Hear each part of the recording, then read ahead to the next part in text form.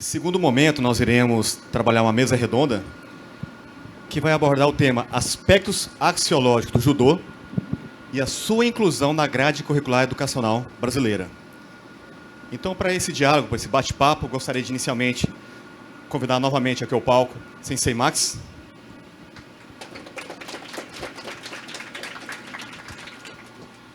Obrigado.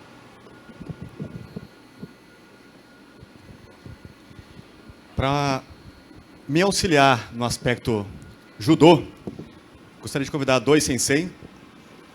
Gostaria de convidar o meu amigo, meu grande parceiro de trabalho, Sensei Rafael Araújo.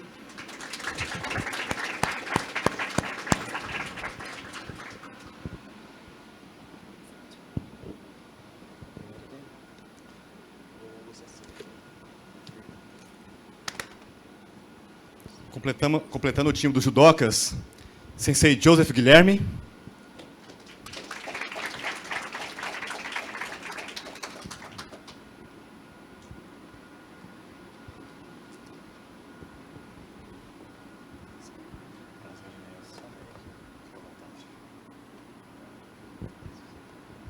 E agora eu gostaria de convidar dois representantes da área educacional para a gente poder trabalhar de uma forma técnica, de uma forma real, o dia a dia da escola.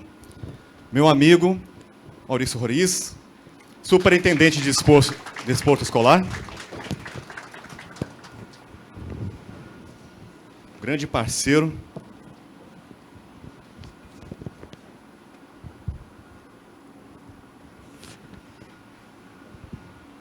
E por último, mas jamais em último, a nossa amiga, a nossa parceira, professora Raquel Teixeira.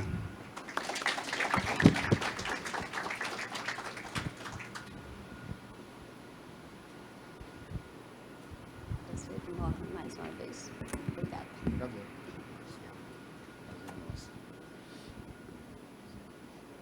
não vou fazer assim com você.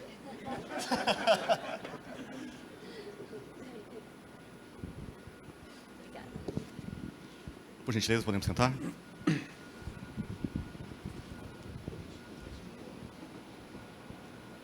Nessa primeira rodada, eu vou tecer algumas perguntas para os nossos parceiros judocas, para estabelecer uma visão axiológica do judô.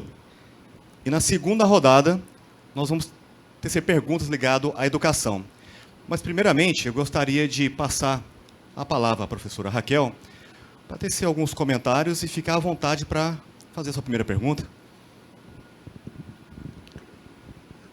Obrigada, Akira. Muito bom dia a todos. Um prazer enorme, Max, estar aqui.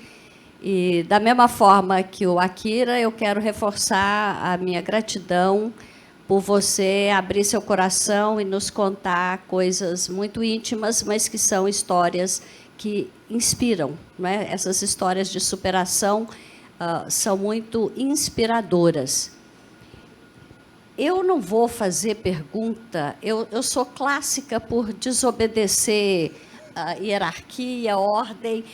Eu sou muito organizada dentro da minha desordem, mas eu quero aproveitar a oportunidade que você me deu, Akira, de primeiro pedir desculpas, porque eu vou ter que fazer algumas considerações e sair, porque, além de professor e uma série de coisas, eu sou mãe, eu sou avó, minha filha, meu genro e meus netos chegaram de São Paulo às 9h30. Eu deixei meu marido encarregado de buscá-los no aeroporto. Quando eu recebo agora, pedi licença, inclusive, para sair, um aviso da minha filha: mamãe, estamos no aeroporto, você vem nos buscar?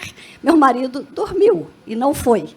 Então, eu tive que ajeitar um jeito, uma forma dela ir para casa, mas eu vou pedir licença para eu poder dar o mínimo de atendimento a eles que estão chegando, vieram para passar o Dia das Mães, e eu estou sendo uma mãe e uma avó completamente relapsa nesse primeiro momento. Mas eu queria dizer, Max, que muito do que você colocou, ao longo da história da humanidade, são casos que se repetem, são histórias inspiradoras, transformadoras. O esporte, geralmente, é uma área transformadora por excelência, não é? Não me esqueço nunca de ter acompanhado o Daniel Hipólito em todas as tentativas que ele fez, e não me esqueço nunca da frase que ele disse em 2016, quando ele falou: na primeira Olimpíada eu caí de bunda, na segunda Olimpíada eu caí de cara, mas nessa eu caí de pé. Então, essas histórias da persistência, da resiliência, da superação de todas as dificuldades é uma coisa muito bonita que acompanha a história de vida das pessoas e do esporte, particularmente. Por isso, o Maurício sabe que, como secretária da Educação, eu faço questão de apoiar muito os jogos escolares, os jogos universitários, porque sendo uma pessoa vinda da universidade, Max, eu sou, né, professora titular da universidade, PhD, então eu tenho esse viés acadêmico e eu me baseio muito em pesquisas, em evidências comprovadas, e a gente tem, inclusive, pesquisas muito claras que associam o esporte, o desporto escolar, com reflexos diretos na aprendizagem, porque hoje a gente não fala nem muito em educação, a gente está falando em aprendizagem. Educação é um termo mais genérico, mas o grande drama da educação hoje é a aprendizagem. As crianças e os jovens chegaram nas escolas, mas não estão aprendendo o que precisam aprender, do jeito que precisam aprender, na hora que precisam aprender. Então, a gente chama de crise da aprendizagem. Mas pesquisas mostram que a prática esportiva auxilia, inclusive, na aprendizagem. A própria oxigenação cerebral ajuda no processo cognitivo. O fato de trabalhar em equipe e respeitar o professor de educação física ajuda o comportamento na sala de aula em relação aos colegas e em relação ao próprio professor. A prática esportiva faz o aluno mais saudável física e mentalmente, preparando para jornadas mais longas de estudo quando ele precisa. Então, um aluno que tem que se dedicar a se preparar física para fazer o Enem, se ele pratica esporte, ele tem mais condição de concentração, porque o esporte ajuda percepção, atenção, concentração, tudo aquilo que a gente sabe, ensina a lidar com derrota e fracasso, ensina a aprender com erro. Então, eu sou uma defensora absoluta do esporte na vida da criança e do jovem. Se ele virar um atleta de alto desempenho depois, é outra história. Mas só aquele período da formação da personalidade é absolutamente essencial, e o seu trabalho com criança, o seu trabalho de estimular a prática esportiva é também inspiradora nesse sentido. Agora, a boa notícia que a ciência nos traz é que hoje muito do que era feito como autoajuda, como inspiração, como, né, intuição, a gente tem orientação científica para isso. Hoje, nós estamos vivendo no Brasil uma reforma educacional muito profunda, em que no currículo escolar são incluídas competências socioemocionais. As competências socioemocionais já fazem parte do currículo da Austrália, do currículo da Finlândia, do currículo do Canadá, do currículo de Singapura, que são os sistemas educacionais por excelência. Então, eu estou trazendo essa questão aqui, porque eu sei que uma das questões que está em discussão aqui, que me foi trazida por ele, é a questão da inclusão do judô na matriz curricular. O judô já pode, desde agora, ser incluído na matriz curricular de qualquer escola. Talvez o que tenha que ficar claro é que uma coisa é você poder incluir o judô, outra coisa é ter a expectativa de uma lei ou de uma regulamentação obrigando isso. Isso não vai acontecer e nem pode acontecer. Eu fui deputada federal há 8 anos. E um dos problemas que nós tínhamos na Comissão de Educação era o pedido de professor de educação física, professor de filosofia, professor de sociologia, professor disso, professor daquilo, querendo obrigar a disciplina no currículo. Nós chegamos ao absurdo de ter no Brasil um ensino médio com 14 disciplinas obrigatórias, independente da área de interesse do aluno. Se ele quer ser médico, ou se ele quer ser pianista, ou se ele quer ser o professor de judô ou atleta, ele tem que fazer as mesmas 14 disciplinas. Isso não acontece, esse currículo engessado não acontece em lugar nenhum do mundo. É uma jabuticaba brasileira que deu resultado errado. Os nossos alunos de ensino médio têm péssimo desempenho, a proficiência de ensino médio está estagnada desde 2011, num 3,8 de IDEB que não vai para frente. Então, a reforma curricular que nós estamos vivendo hoje, ela muda a estrutura do curso do ensino médio, e aqui eu vou me permitir falar do ensino médio, principalmente, porque é onde tem as maiores mudanças acontecendo, não é? E tudo indica que apenas 3 disciplinas serão obrigatórias a partir dessa reforma curricular. Língua portuguesa, matemática e inglês. Ah, mas não vai ter educação física? Obrigatoriamente, ela não existe em lugar nenhum do mundo. Ela pode e deve ser estimulada, mas ela não pode ser engessada no currículo para, inclusive, ter subterfúgio. Hoje é obrigatório. Meus netos estudam em boas escolas particulares de São Paulo, não tem nada na escola, eles fazem aula particular de judô, de balé e tal, e aquilo conta como se fosse prática esportiva. Então, obrigar, por lei, a existir no currículo não é a solução para a prática saudável e sustentável daquilo que a gente deseja. Por que português, matemática e inglês? As pessoas podem não entender. O mundo hoje exige das pessoas capacidade de reflexão, de análise, de interpretação, de saber conviver em equipe, de trabalho cooperativo, de abertura para o novo. Nós temos, no século XXI, um mundo em que as mudanças são muito grandes. As mudanças que ocorreram nos últimos 10 anos foram maiores do que as que ocorreram na história da humanidade toda. Nós estamos vivendo a 4ª Revolução Industrial, ou se a gente quiser analisar em termos das 3 principais revoluções que aconteceram na história da humanidade, quando a humanidade era nômade e a Revolução Agrícola levou ao sedentarismo, a noção de propriedade, de produção. Ao passar da sociedade agrícola, através da Revolução Industrial, as famílias, as pessoas se urbanizaram, a reprodução de indústrias, de automóvel e de tudo mais, modelou, inclusive, as escolas que nós temos hoje, de massa, com ações repetitivas, mas hoje nós estamos vivendo a revolução do conhecimento, da tecnologia, e eu faço questão de mencionar essas três revoluções, porque são revoluções que mudam a nossa maneira de estar no mundo.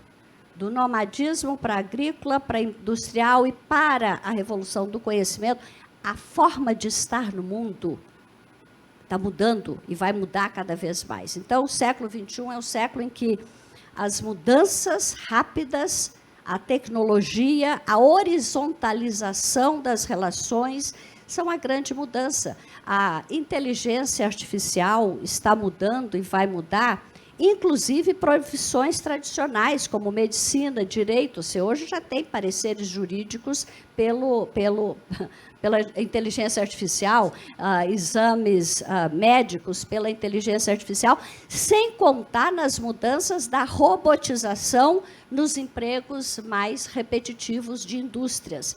Então, quem está entrando na escola hoje, 65% de quem está hoje na escola não vai exercer, quando chegar na idade produtiva, nenhuma das profissões que existem hoje. Nós não sabemos como serão as profissões, como será a vida.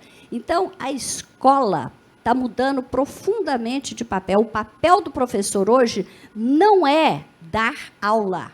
O professor não é mais um fornecedor de aula, até porque aquela aula conteudista, as informações provavelmente estarão diferentes, e as informações são os que são mais fáceis de ser conseguido. Então, as escolas hoje têm que estimular abertura para o novo, imaginação, criatividade, curiosidade, atrelar a prática pedagógica, conceitual, acadêmica, com a prática esportiva. Eu estive agora no Canadá visitando algumas escolas, e as escolas são completamente diferentes do que a gente ainda tem aqui.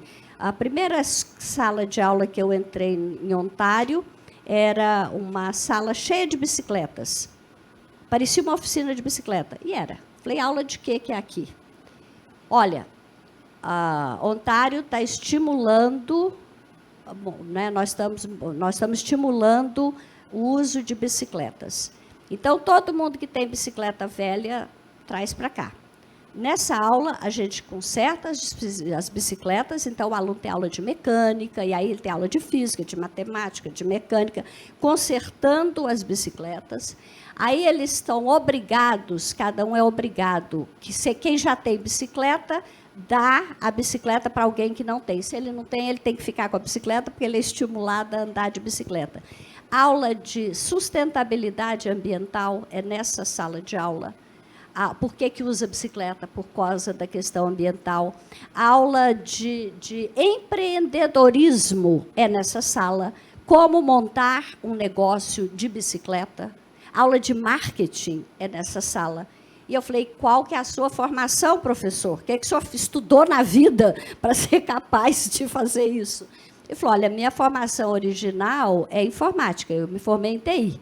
Mas depois eu fiz um curso de empreendedorismo, eu me interessei por isso, por aquilo. A universidade já tem essa possibilidade, eu tenho discutido isso com o reitor Edvard, a Universidade Brasileira vai ter que caminhar para isso, cursos de curta duração em que você vai lá, eu quero ser qualificado para dar aula de empreendedorismo, estuda empreendedorismo, você já tem uma formação anterior.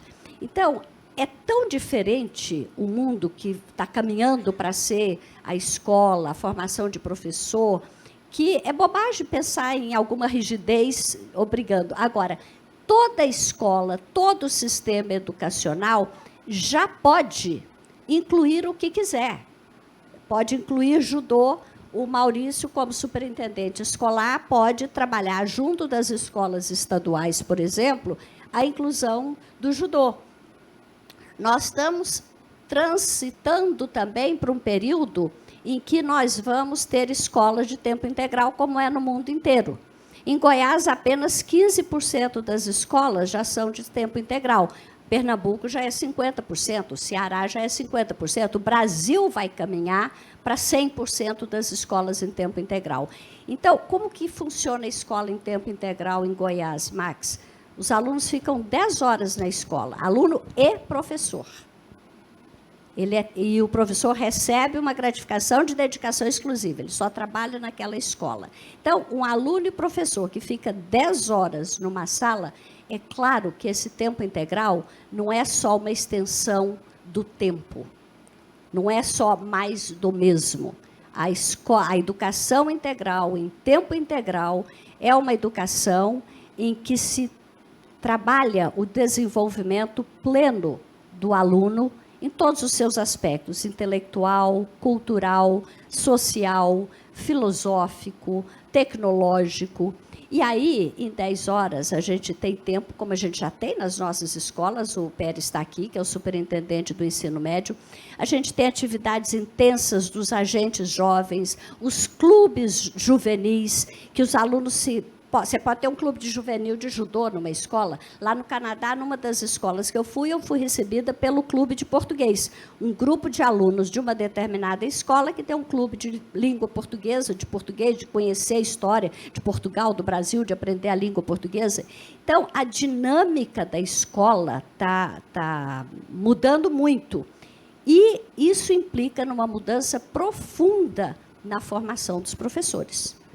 Os professores, como são formados hoje, não estão preparados, e muitos dos desentendimentos que a gente vê hoje, porque os professores não estão preparados. Então, as universidades estão trabalhando nessa direção. Nós, que eu digo, como ex-secretária da Educação, temos programas de formação de professor em serviço. Não adianta você tirar o professor da sala de aula, levar um de cada escola para Pirenópolis, deu 1.000 pessoas, 2 dias de grandes palestras. Volta para a escola, cai na rotina da escola, porque o ambiente é muito forte. Então, a gente faz a formação em serviço, no dia a dia, do chão da escola. Então, o que eu quero dizer com tudo isso é que, primeiro, a gente está mudando muito o processo educacional no Brasil. E tem que mudar, e a mudança está sendo induzida pela mudança de mundo. E não adianta achar que vai ser diferente.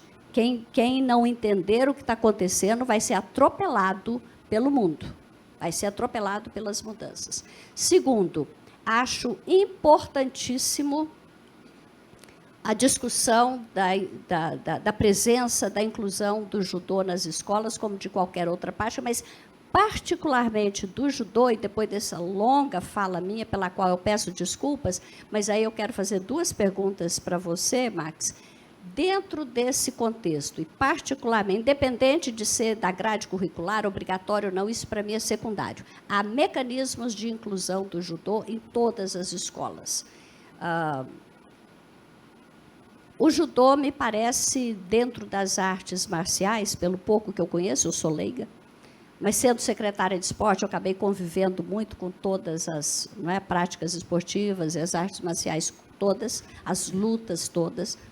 Mas me parece que o judô tem uma tradição mais forte de valores, de princípios, tanto que essa mesa fala nos princípios axiológicos, que são os princípios filosóficos que permeiam, que pautam, que embasam a prática do judô. Eu queria muito que eu não conheço, que você me falasse um pouquinho sobre esses princípios, sobre esses valores, e uma preocupação que eu tenho dentro desse quadro atual de quem que nós vamos levar para as escolas para discutir o judô. Como é que são formados os professores de judô? Como é que são formados o sensei? É só a parte técnica? Qual é o peso da formação moral, cultural, tradicional? Porque são esses valores que nós precisamos saber agregar dentro da escola. Nós precisamos aprender a integrar saberes. O século XX foi o século da segmentação, do aprofundamento, da verticalização da pesquisa, do saber. A universidade se transformou em departamentos, o departamento aprofundou a pesquisa, o ortopedista hoje tem gente que entende só de dedo do pé, outro só de joelho. Então, foi o século da segmentação. O século XXI é o século da reintegração dos saberes. E a gente tem esse desafio. Então, como que eu posso integrar numa escola de tempo integral o professor de história com o professor de capoeira, falando de escravidão e de outras coisas? Como é que eu posso integrar o professor de judô com o professor de filosofia, de língua portuguesa, de inglês, de matemática, para desenvolver valores? Porque esse é o grande papel da escola hoje. Preparar os alunos pelos valores, princípios, dar-lhes competências, mais do que conhecimento específico de conteúdo, mas competências para enfrentarem esse mundo desafiador, complexo, meio que desconhecido, e aí ele precisa de toda a capacidade de adaptação, de abertura, para mudanças. E a gente sabe que as pessoas, às vezes, têm um mindset fixo, mais fechado, têm um mindset de crescimento. Tudo isso está em jogo na discussão que a gente faz hoje. Quais são as competências socioemocionais? Quais são os mindsets necessários para você vencer na vida e superar as dificuldades? Como é que o judô entra nessa história toda, nessa complexidade toda, Max? Em primeiro lugar, parabéns pelo discurso. Aprendi muito. Deu para ver que a senhora é uma pessoa totalmente, a palavra mais jovem, antenada em todos os aspectos. Mas o mundo é realmente isso, essa série de mudanças. Eu tenho uma filha de 20 anos que faz GV, então tem trazido para dentro de casa milhões de discussão em relação a tecnologias de informação, essa mudança do mundo, como seria isso, até onde nós vamos chegar com essa nova proposta do Google agora, dessa inteligência do Google de marcar até a própria secretária. O Google ele consegue ligar e discutir com a pessoa horário, marcar para você, então você não vai precisar mais de secretária. Como é que seria isso no dia a dia das pessoas? Então a gente está se afogando em informações e sedento de conhecimento. Porque também eu acho que um aluno não aprenda nada e ensina tudo para ele. Então, eu acho que tem que realmente ter um pouco mais de calma para lidar com essa situação que o mundo está vivendo. Sobre essas duas perguntas, a primeira parte eu gostaria de respondê-la, e a segunda parte eu peço que o Sensei Joseph responda, porque ele teve em loco, e eu vou falar um pouco mais sobre isso, mas eu vou falar da proposta do judô. Então, o nosso fundador, o professor Jigoro Kano, num dos livros, tem um capítulo que ele cita uma passagem, está em inglês, mas ele diz assim: eu queria mudar o mundo, levar um benefício ao mundo. Como eu venho de uma família nova, eu pensei, poxa, acho que eu vou juntar muito dinheiro para mudar o meu país. Mas ele viu que ali não era o caminho, o dinheiro. Então, ele falou, vou me envolver numa questão política. Por ter uma família influente e eu ser um acadêmico, eu vou me envolver na política e assim vou mudar o Japão. E ele viu também que ali não era o caminho, a política. Aí foi a grande proposta de pacificar o mundo através da educação. Então ele falou, com a educação, com esse modelo japonês no esporte, eu posso transformar o mundo. E é o que tem acontecido. Eu acho que a proposta do judô é a paz mundial. E a paz ela começa de dentro para fora. E o judô, ele traz consigo, eu não tenho propriedades, não tenho procuração para falar dos outros esportes, porque eu sei que os esportes são como as flores, cada um tem a sua beleza. Eu, como judoca, vou falar do judô. O judô ele traz um código ético muito nobre, não escrito, e sim vivido. Aí a pergunta, como passar isso na escola? Na verdade, bendito pela senhora, não buscamos campeões, né? Não. Se sair uma medalha, amém. Mas essa não é a proposta. A proposta é realmente dessa mudança interna, essa mudança de consciência. E o que pauta a vida de uma pessoa de sucesso, tenho certeza que é o caso dos homens de sucesso, no caso das senhoras, é o código ético de valor. É a forma com que a senhora é vista pela sociedade. Ali é uma mulher que eu posso confiar. E um judoca é um homem que você pode confiar. Existem as exceções? Sim. Mas a regra é que um garoto, quando está na escola, ele se diferencia quando é judoca. Pela forma de cumprimentar o professor. Essa relação entre sensei e aluno, ela é muito mais forte do que simplesmente um professor. O sensei ele tem um papel de pai. Ah, mas ele vai suprir a necessidade. Não, essa não é a ideia, não é passar por cima do pai, e sim apoiar o pai, até porque cada um tem o seu papel. dentro da sociedade. E o professor de judô, ele realmente se transforma por conta do pulso, do punho forte na hora de um treino e, ao mesmo tempo, do carinho, das conversas e de passar esse código ético. Qual que é a melhor forma de ser aplicado? Eu acho que tudo é muito novo ainda no Brasil. Pela nossa cultura, é um pouco distinta da cultura do povo japonês. Mas, para isso, o Joseph vai falar um pouco melhor sobre isso, mas houve aí um tratado de parceria entre Brasil e Japão, aonde foi o primeiro grupo ano passado, passaram um mês estudando o modelo japonês para tentar não aplicar, eu acredito que essa não é a ideia, mas adaptar a nossa realidade. Porque a gente sabe que tudo, nós temos a nossa cultura, a nossa forma de pensar e tudo mais. Então, se quiser, como diz a senhora, impor algo, a imposição nunca é bem vista, né? A gente já vive num país das imposições, e isso tem... Mas, de um jeito amigo, carinhoso e empreendedor, fazer com que o judô seja uma ferramenta de transformação, eu tenho certeza, porque eu vivi na pele isso. O judô transforma. Eu posso dizer que eu sou a prova viva que isso é importante. Mas, hoje, eu realmente... Algo mudou na minha cabeça quando a senhora falou sobre a imposição. Num primeiro momento, eu pensei, poxa, mas deveria. Depois, ao final da sua explicação, falou, não deveria. E eu acho que a gente tem que mudar e assumir que mudou. Eu acho também que não deve ser imposto, tem que ter judô, porque o judô vai transformar. Não. O judô ele tem que vir de uma forma suave, assim como entrou na minha vida. E como aplicar isso? Joseph, por favor, você poderia... Antes, por gentileza, só uma colocação.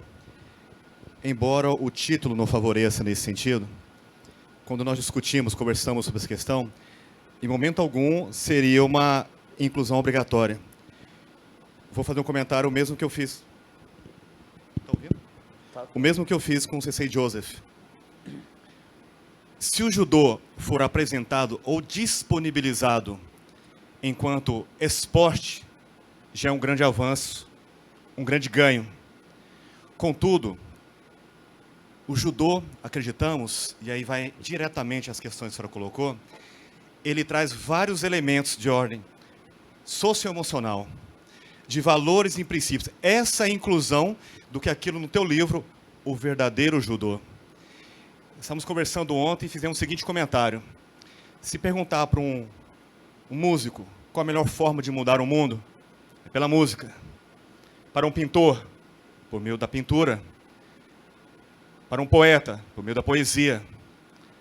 Eu estou aqui defendendo o judô, mas eu sou um karateca.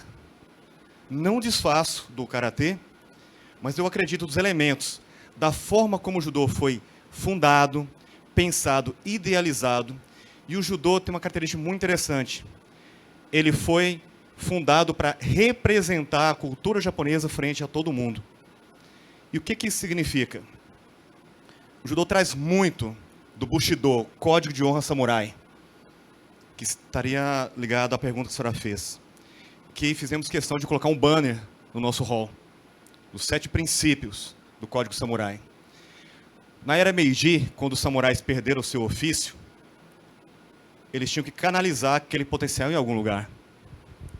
Toda aquela disciplina que tinha como regra, não importa o que eu faça, farei com excelência. Ainda que não seja talentoso, serei esforçado. E onde eles canalizaram isso? Na educação. E o Japão teve esse avanço. Em que momento nós estamos e qual é a nossa proposta? E por que ligamos isso aos 110 anos da imigração? Nossa atuação, o Rafael sabe muito bem disso, estamos em várias escolas, em várias instituições, empresas, organizações. Eu fiz um teste nos últimos 6 meses. Todos os lugares que eu passei, eu perguntei o seguinte: quais são os seus princípios? Perguntei isso em escolas, em empresas, organizações, perguntei até para famílias. eu não tive nenhuma resposta. Para onde vamos sem princípios? Então o judô não vem para dizer, esses são os melhores princípios, mas ele vem dizer, entenda o valor dos princípios para a sua vida. Então essa inclusão é a inclusão não apenas judô esporte, judô enquanto caminho, enquanto filosofia. Uma rápida consideração, um pouco extensa, mas já... eu acho que também vou pedir, antes de você falar, porque você já faz as considerações finais, eu acho que um pouco nessa linha do que o Akira disse, não é? O mais fácil é você fazer uma lei ou ter uma portaria do Conselho Estadual de Educação obrigando a ter judô em todas as escolas. Esse é o caminho fácil. Os desafios no mundo hoje são maiores do que você fazer uma lei. Se o Brasil dependesse de lei, não tinha corrupção, porque o que tem de vigilância para controlar e evitar corrupção. Então, é diferente. No momento em que a gente está sabendo, sentindo, vivendo uma diferença profunda na forma de estar no mundo, na forma de conduzir a vida, e que nós estamos querendo atrair esses valores, esses princípios, quando eu falei do judô ser mais ligado à questão tradicional, à formação diferente, quando eu perguntei como é a formação dos senseis, porque se você for obrigar, vai acontecer o que aconteceu com filosofia. Eu, quando era deputada, fiz uma lei, eu que instituí a lei da escola de tempo integral. E eu fiz várias audiências públicas. Fiz uma audiência pública com alunos de ensino médio. Expliquei o que era, por que a gente, ao invés de ficar 4 horas na sala de aula, o mundo demanda mais oportunidades de aprendizagem, mais oportunidades de contato com pesquisa, mudar o que a gente faz nas escolas, iniciação científica, humanitária, arte, cultura. Quando eu abri para a pergunta, a primeira pergunta era de uma moça de Brasília, que falou o seguinte: deputada, eu odeio a minha escola. Detesto. Se eu entendi o que a senhora falou, a senhora está dizendo que, em vez de detestar a minha escola 4 horas, eu vou ter que detestar ela 10 horas. É isso que a senhora está propondo na sua lei? Eu falei, olha, eu queria que você fosse mais clara. Por que você detesta a sua escola? Me dá um exemplo. Por que você detesta? Aula de filosofia. Eu caí dura, porque eu achava que a aula de filosofia era uma coisa que inspirava os alunos. Falou, aula de filosofia. Eu falei, mas por que você detesta a aula de filosofia? Porque a professora fica 1 hora escrevendo no quadro negro e os alunos dormindo. Ou seja, quando você obriga, acaba que você pega laço. Quem vai ser professor de filosofia, quem vai ser professor de judô, a formação, a inspiração, a paixão, o amor, correm riscos. Então, a formação do sensei, se ele de fato quer ser essa pessoa inspiradora e transformadora, não pode ser uma pessoa que você fala para cumprir um horário de uma legislação ou de uma coisa que foi determinada, entendeu? Eu acho que exatamente nós estamos vivendo um momento de descobrir isso que o Akira falou. Como é que nós vamos atrair, inspirar, conquistar, caminhar junto, aluno aprendendo com o professor aprendendo com o aluno, é outro mundo. Não dá para pensar nesse mundo com o raciocínio que a gente tinha da escola do século passado. Primeiro, eu gostaria de agradecer o convite do Akira, então, bom dia a todos. Nesse mês que nós ficamos lá no Japão, nós tivemos uma série de palestras, treinamentos técnicos, físicos, né? E uma das palestras, feita por uma professora de Tsukuba, porque em Tsukuba é uma universidade, que ficava na cidade de Tsukuba. Nossa base era nessa cidade. Foram 26 dias em Tsukuba e 3 em Tóquio. Por que escolher Tsukuba? Porque Tsukuba foi onde Goro Kano foi um dos fundadores da universidade. Essa universidade tem 5 prêmios Nobel. Para vocês terem uma ideia, como essa universidade é grande, é importante para o Japão. E uma das palestras dessa professora, que era PhD, era professora PhD lá de Educação Física, e ela tinha 5 medalhas mundial, uma de ouro e 4 de prata e uma medalha olímpica. E ela respondeu essa pergunta que a senhora formulou aqui sobre a formação do professor de judô. Do seguinte modo: o professor de judô ele tem que ter o conhecimento sobre o que Jigoro Kano deixou para nós. Ela fala dela. Além do conhecimento técnico, dos golpes, da parte competitiva, né, de toda aquela parte de katas, né, que existe no judô, igual no karatê, ele também deixou um legado cultural, um legado dos princípios que norteiam o judô, que são os 2 principais, mais 14 mandamentos. Primeiro princípio, Seiryoku Zenryo, que é o melhor uso da energia, e o Jita Kyoei, que é bem-estar e prosperidade mútua, né?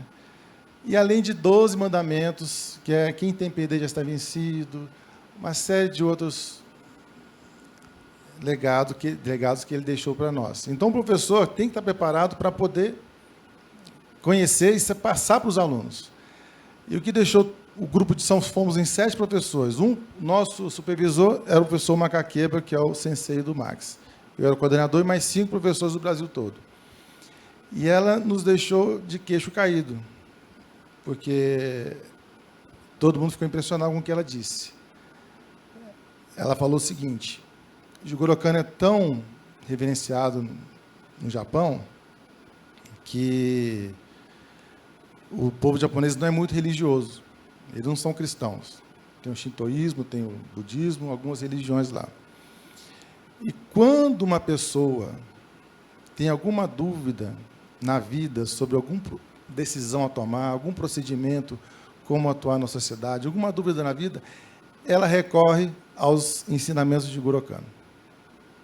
Aí um professor perguntou: mas aí você está comparando a Deus? Não, algumas pessoas consideram o Jigoro Kano como um norte, não como uma figura assim acima um ser humano acima do normal, mas o que ele deixou norteia a vida das pessoas, conduz o caminho correto a seguir.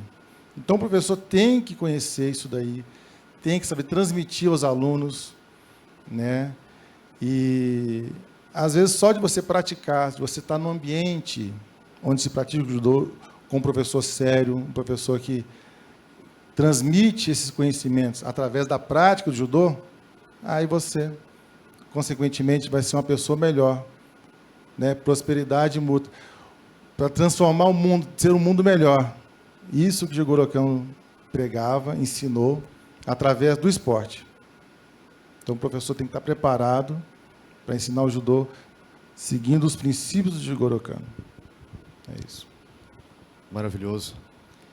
Eu gostaria de expandir um pouco mais esse olhar, essa ótica.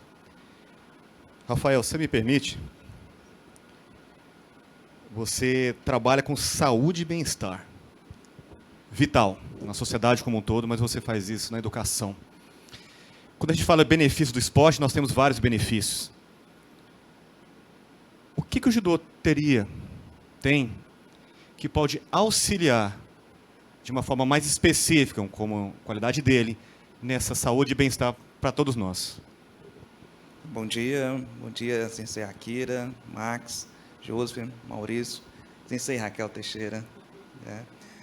Então, o bem-estar e prosperidade mútuas, né, e todo o aspecto axiológico, filosófico do judô, eu passei desde os 4 anos de idade e hoje assumi a gerência de saúde e bem-estar. Os princípios do judô, a base filosófica do judô, como o Sensei Joseph falou, primeiro, a lealdade, o respeito ao outro, o saber ouvir, e de forma de conscientização dessa formação humana e desenvolvimento humano. Num espaço como esse, um espaço de dojo, um caminho da suavidade, eu diria para nossos servidores que os princípios do judô, ao entrar dentro de um dojo, já começa a mudança do ser humano ali. A forma do cumprimento a reverência que você faz ao local sagrado do judô, que vem aí o dojo do budismo, né? Alguns pesquisadores. Paz, harmonia, dentro de uma aula de judô. Tentando ligar para a minha vida cotidiana, vivenciando, sensei, Marcos Trombino, a vida das quedas, né? E qual que é o princípio do judô? O amortecimento de quedas, os rolamentos, princípio técnico. Se eu não sei cair, eu não sei levantar ali do chão. Se eu não sei cair, eu machuco. Primeiro princípio, se você cair na vida, sabe levantar. Se a vida te deu um impom, sabe conscientizar daquele impom. E alguns elementos que eu vou destacar aqui, para não ser longo. Me ensinaram o Mokuso. O Mokuso, a meditação, mente vazia, o grande observador da mente, a consciência, o encontro com o eu, o saber ouvir você mesmo, para servir o outro, o princípio do samurai. Se eu deixo como sensei, como uma prática integrativa o judô, não de forma imposta, mas de forma, né, conquistada com nossos servidores, que gostam de luta, eu posso permitir a eles, nessa vida estressante, o estresse, essa libertação que o judô tem, que é o Kiai. Então, o Kiai é o grito que vem aqui da região interior do Tandai, que é... O que é o Tandai? A saber respirar. A gente não está sabendo respirar hoje. Mas no aspecto de dificuldade, a gente puxar essa energia para transformar a resiliência, né? Aqui é o ponto gravitacional, o Tandai, perto do abdômen, da onde vem a energia, e uma forma desafiante.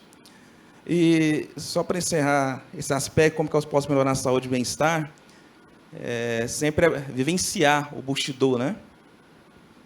Ultimamente estou vivenciando muito o Bushido. E uma história real, minha também. Eu fiz uma cirurgia de tireoide, e na mesa de cirurgia, eu e o médico, anestesista, eu falei, não posso, eu estava ansioso, eu lembrei do Mokuso. Ou seja, tranquilidade, paz, no meu processo de reabilitação. Foi tranquilo, surpreendente, o médico falou assim, o que é isso? Eu nunca vi isso. Já vai, fala, né? Então, me ensinou muito. Desde os princípios do judô, o respeito ao mais velho, a hierarquia, a ceder para vencer, né, sensei? Os arbustos, né? Das neves. Lembra do Shigoro Kano? Quando ele falou que a neve caía naqueles galhos grandes, acumulava neve e quebrava. Aqueles finos flexíveis, jogava a neve para cima. Então, ceder para vencer. Então, esse é o propósito da minha vida, como judoca, como estou na gerência, eu levaria isso para o saúde trabalhador, quem gostaria de fazer o judô na Seduz. Muito obrigado, Rafael. E vamos abrir mais a conversa. Professor, você achou que ia escapar, mas não vai não. Professor Rodrigues, gostaria que você fizesse uma pergunta à vontade. Só um minutinho antes de... Vamos liberar a professora. Não. Eu só queria fazer uma consideração. Bom dia a todos. Parabéns aí pela palestra de hoje. Agradecer ao professor Akira pela oportunidade.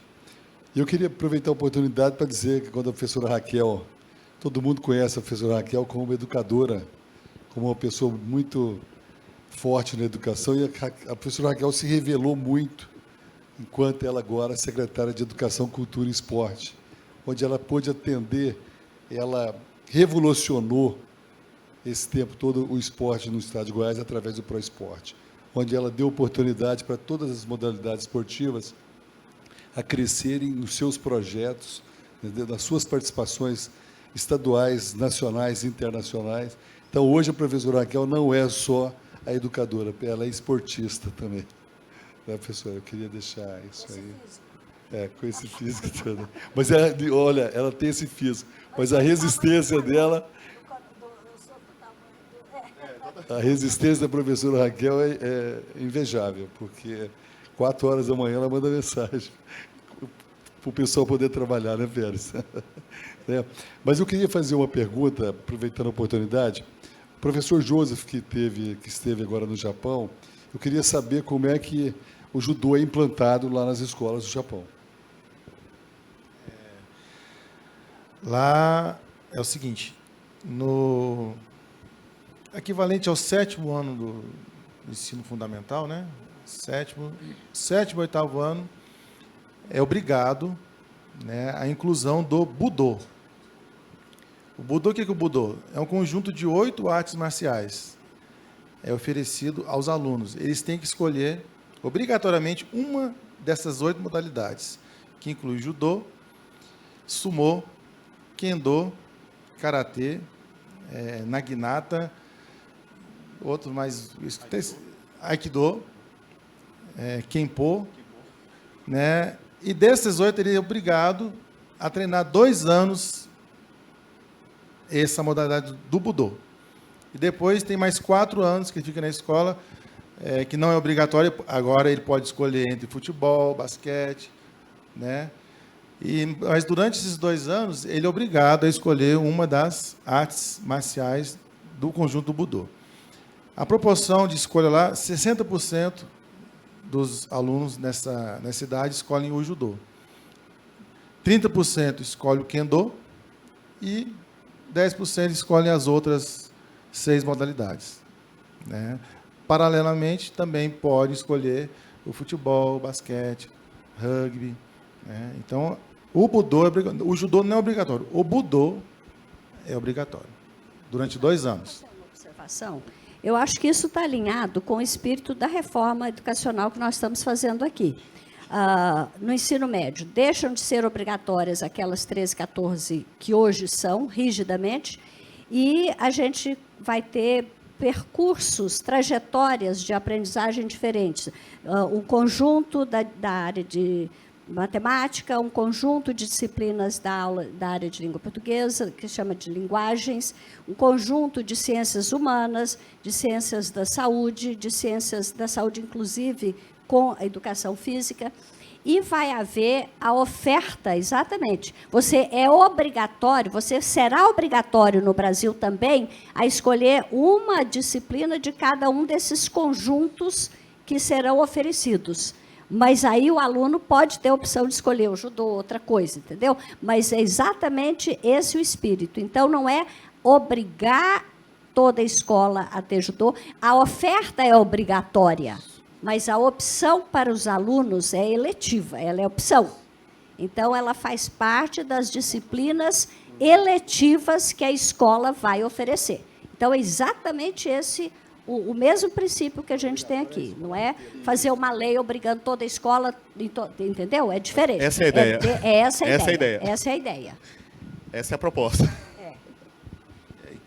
Só complementando, caso o aluno deseje seguir carreira, alto rendimento, a escola oferece a estrutura para ele seguir. Então, o judô, existem academias, igual aqui no Brasil, mas o judô escolar é muito forte, porque as escolas já oferecem estrutura para poder o judoca se desenvolver, né? Por isso, hoje, a potência mundial é o judô absoluto, medalhas e títulos e tudo, e alto rendimento é o judô. Perfeito. Eu dou aula num colégio em São Paulo, uma rede de colégio de um poder aquisitivo AA, que é a rede de Colégio Magno, Poeridomo, os Bandeirantes, e aí os principais colégios. E em todos tem o judô. Tem no Colégio Magno, que é uma das escolas mais fortes do grupo, tem fila de espera. A sala... Isso é que é desejável, que os alunos desejem tem fila de espera. Vão para a fila de espera. E a senhora Miriam Tricati, que é, eu acho que é a presidente da Unesco aqui no Brasil, ela ainda brinca, né? Temos que trazer os pais e os coordenadores para fazer judô também. Que realmente o judô ele muda a criança. Porque os garotos, quando me encontram no colégio, ela brinca, mas o que você faz com esses meninos? Lavagem cerebral, eles param, me cumprimentam da forma correta. O cumprimento é uma técnica. Ontem eu conversava com o Akira à noite sobre que a mudança da criança dentro do termo popular tatame, mas nós chamamos de dojo, que é a academia de judô, ela passa para casa, porque o garoto começa a ter atitudes nobres dentro de casa. E a gente sabe que quando a gente está falando de Colégio Magno, Bandeirantes, ok, fica mais fácil, mas quando a gente está falando de uma periferia, que o garoto voltou para casa e tem um estresse familiar muito grande, eu já vivi isso, por falta de dinheiro, por falta de trabalho, pela vizinhança que rodeia e tenta vender algo que não seja tão interessante para aquela criança, e ele começa a almejar ter algo que os outros garotos passam na televisão e tem, e ele não pode ter. Então a gente tem uma briga muito grande, né? Uma disputa muito grande em vender algo para esse menino que não seja uma vida mais fácil, que ele vai ter uma... que a gente sabe que o caminho mais fácil nunca é o melhor, né? O caminho do sofrimento, de nobre, do trabalho, ele pode ser mais demorado, mas ele é o que vai dar o resultado. Então, são dois produtos. É o Estado, são as escolas, são os professores vendendo o sonho de uma pátria melhor, e nós temos uma força negativa tentando nos puxar para baixo, em todos os sentidos. Essa força negativa não está só na periferia, mas também é um aspecto meio delicado, mas a gente sabe que nosso poder também está um pouco contaminado no poder político desse tipo de força. E cabe a nós tentar mudar essa realidade. Talvez daqui 20, 30 anos, a gente consiga ter aí um Brasil com uma outra cara, baseado em cima dessa proposta, que é mudar a consciência das nossas crianças. Uma vez eu vi uma palestra de um filósofo brasileiro que ele dizia que o país está totalmente ligado aos seus ditos populares. Se a gente for no Japão, Nanakorobi Yaoki, na vida você cai 7 vezes, mas tem que levantar 8. Em toda dificuldade existe uma oportunidade.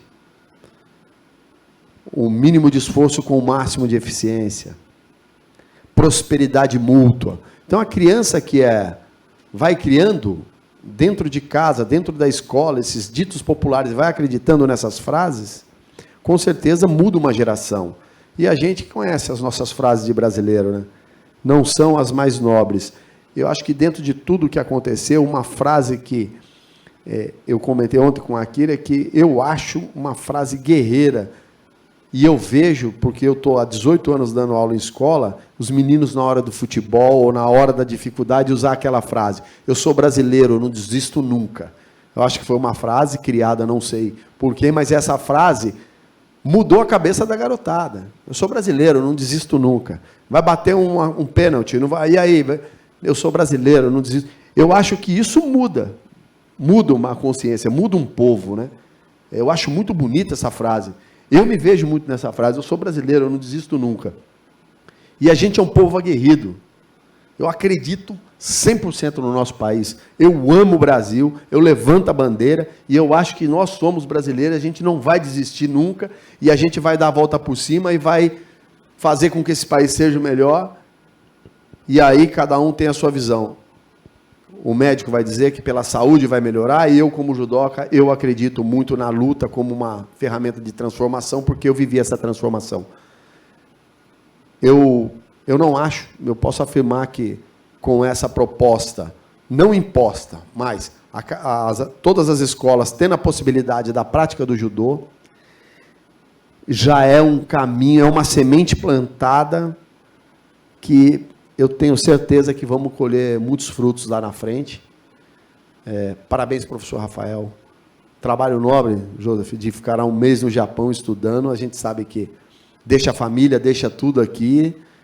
O meu professor esteve lá e já com 73 anos, cansado, mas ele tem esse sonho de ver o Brasil aí um país melhor. Para encerrar, para a gente não dialogar mais, eu acredito que a visão é essa. E o papel do mediador é isso, trazer os pontos de vista e a gente alinhar algo que todos ganham. A visão, reiterando, não foi essa proposta de fazer uma obrigação para todos, mas incluir na oferta. Que as escolas possam ofertar. No nosso trabalho que fazemos com as escolas, nós temos uma regra, que nenhuma escola faça o nosso curso obrigado. É uma regra do nosso instituto. Acreditamos nisso também para o judô.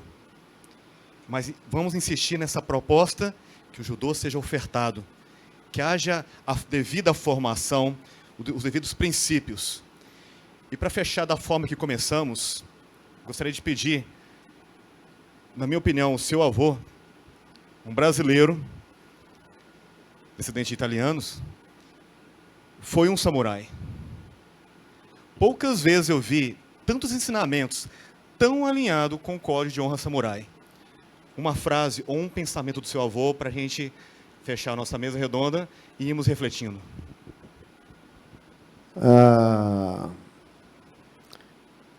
O meu avô era realmente uma pessoa que, hoje, com mais, racionalizando um pouco mais sobre a pessoa que foi meu avô, eu me assusto.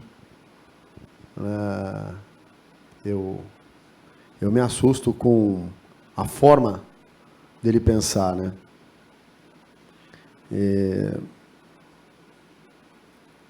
Quando meu avô foi, já nos seus últimos dias de vida, ele dizia que não ia me deixar nada.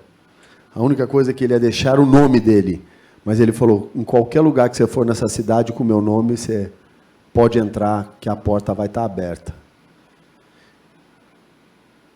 Então, eu acho que a nossa grande riqueza é o nosso nome.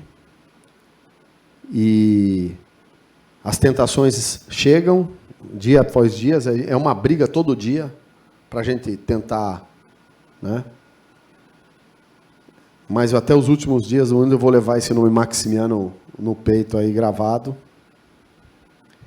E espero que o senhor Benedito, que esteja aqui do meu lado, que em algum lugar ele deve estar olhando, tem que agradecer ele de coração por tudo aí que ele fez dessa transformação. Gratidão. E com esse ensinamento sobre honra, agradeço a cada um de vocês aqui presentes. Não tenho dúvida nenhuma que esse start sendo feito aqui vai trazer frutos. Agradeço sempre a presença e o apoio de vocês todos. E a todos vocês aqui, nossa gratidão e com muita honra a todos. Obrigado. Obrigado.